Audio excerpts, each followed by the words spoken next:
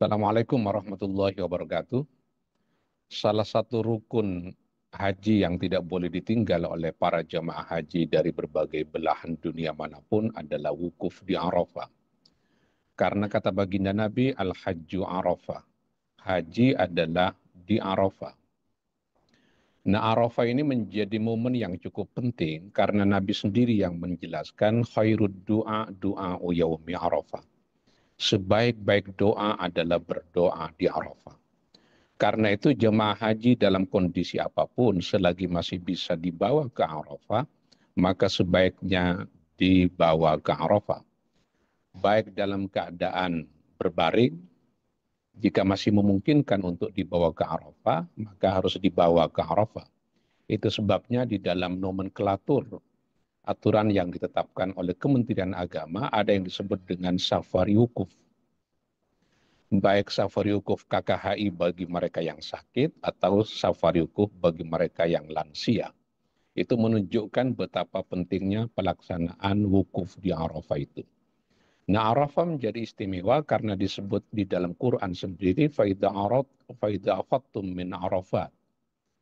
Itu kata Arafah itu sendiri disebut di dalam Quran menggunakan kata jama', yaitu Arafat yang menunjukkan Arafah.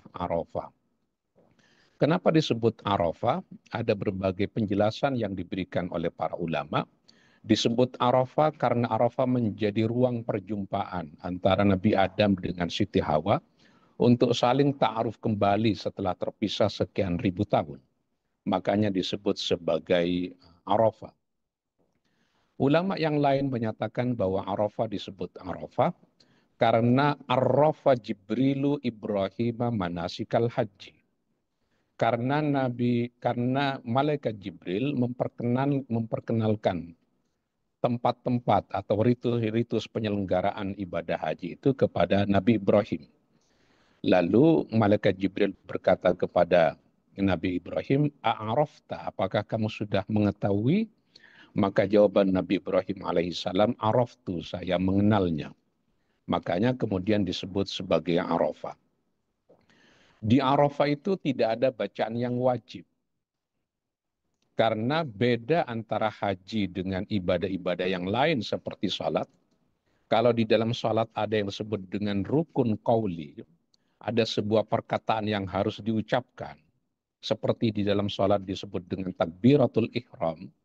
Orang yang salat harus mengucapkan Allahu Akbar, juga harus membaca Fatihah, harus mengucapkan salam, itu disebut sebagai rukun qauli.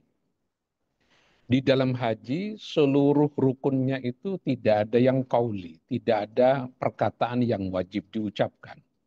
Seluruhnya adalah fi'li berupa tindakan. Nah, beda dengan yang lain, wukuf di Arafah itu tindakannya adalah tindakan yang pasif, bukan tindakan yang aktif.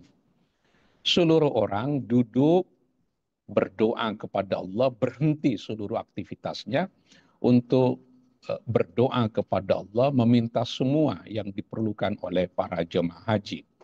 Tentu yang diminta adalah hal-hal yang diperbolehkan oleh syariat Islam. Karena itu kita tidak boleh mendoakan buruk kepada orang lain, kita mendoakan baik kepada orang lain. Kita tidak boleh melaknat orang lain ketika di Arafah, karena Arafah itu adalah momen perjumpaan langsung antara jemaah haji dengan Allah Subhanahu wa Ta'ala. Makanya doa yang baik adalah doa mendoakan orang lain agar mendapatkan rezeki yang halal, agar mendapatkan anak keturunan yang saleh dan salihah, agar mendapatkan kesehatan yang sempurna. Tidak boleh melaknat orang lain. Karena kata baginda Nabi SAW ketika khutbah di Arafah, ini saya kira khutbah Nabi yang cukup monumental. Kata Nabi, "Ayyuhan nas, wahai umat manusia, inna dima'akum wa amwalakum wa a'radakum haramun alaikum ka hurmati yaumikum hadha fi syahrikum hadha min baladikum hadha." Wahai umat manusia, menarik diksi dari Nabi Muhammad, Seruannya bukan hanya kepada umat Islam, tapi kepada seluruh umat manusia. Inna dima'akum, sesungguhnya darah-darah kalian, wa amwalakum, dan harta kalian, wa a'radakum, dan kehormatan kalian, haramun alaikum, itu suci. Tidak boleh ada harta yang dicuri, tidak boleh ada kehormatan yang dinudai, tidak boleh ada darah yang ditumpahkan. Kahormati yaumikum hadza, seperti sucinya hari ini, yaitu hari Arafah. Karena di dalam Islam ada beberapa bulan yang disebut dengan bulan-bulan yang suci. Di antaranya adalah bulan Dzulhijjah. Makanya di dalam Quran dinyatakan walayalin asyr, malam-malam pada di awal bulan Dzulhijjah. Itu adalah hari-hari yang suci, afdhalu ayyam, menjadi hari yang paling utama adalah hari Arafah itu.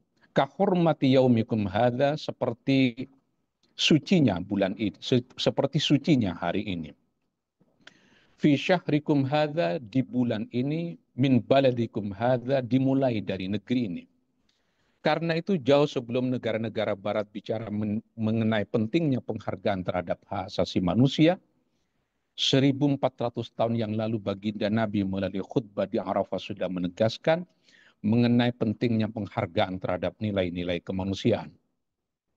Darah, harta, dan kehormatan tidak boleh dinudai. Karena itu tidak boleh caci maki diberikan kepada orang lain atas dasar apapun, atas dasar suku, etnis, agama, dan lain-lain. Kata Nabi SAW, ma bu'ithu la'anan, aku diutus bukan untuk melaknat, mencaci maki orang lain. Walakin rahmatan, akan tetapi sebagai rahmat bagi semuanya. Jangankan untuk mengutuk manusia, mencaci maki ayam saja tidak boleh.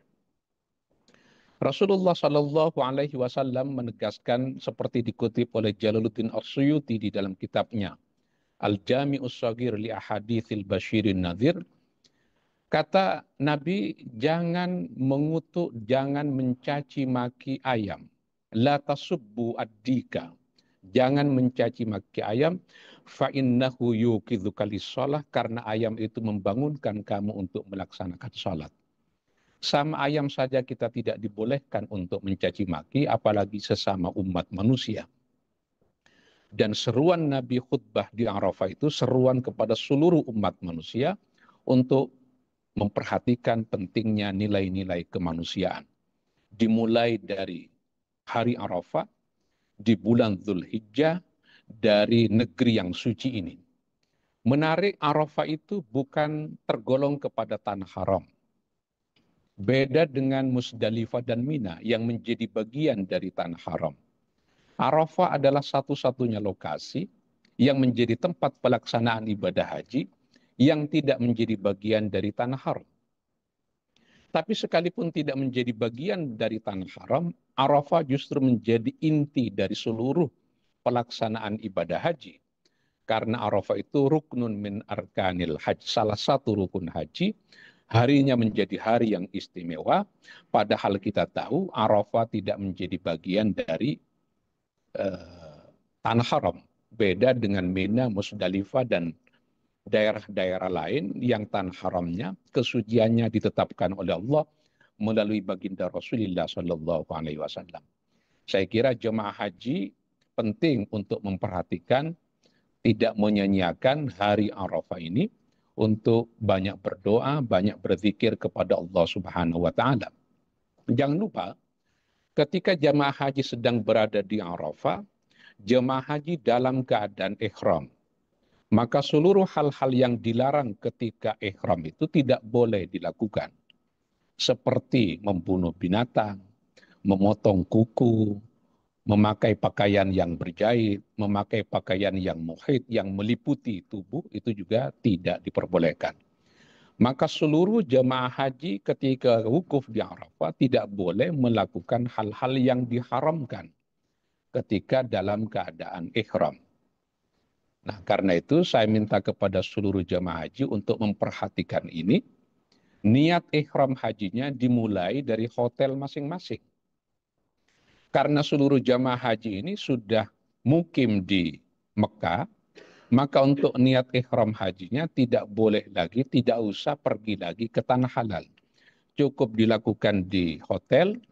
Hal-hal yang disunnahkan ketika akan niat ihram itu dilakukan, misalnya memotong kuku, kemudian membersihkan seluruh hal-hal yang kotor dari tubuh kita, menggunting bulu-bulu yang diperintahkan oleh syariat, salat sunat, niat ihram, baru berangkat menuju Arafah. Karena perjalanan dari hotel menuju Arafah itu cukup jauh, maka dianjurkan kepada jemaah haji sekalipun tidak ada bacaan yang wajib untuk banyak membaca talbiyah. Labbaik Allahumma labbaik, labbaik la syarika laka labbaik, innal hamda wan ni'mata lakal wal mulk la syarika lak.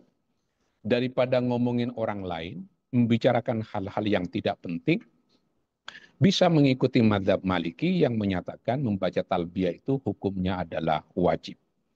Nanti nyampe di Arafah, insya Allah akan dilakukan khutbah di Arafah. Siapa yang akan membaca khutbah nanti sudah akan ditetapkan di tenda-tenda.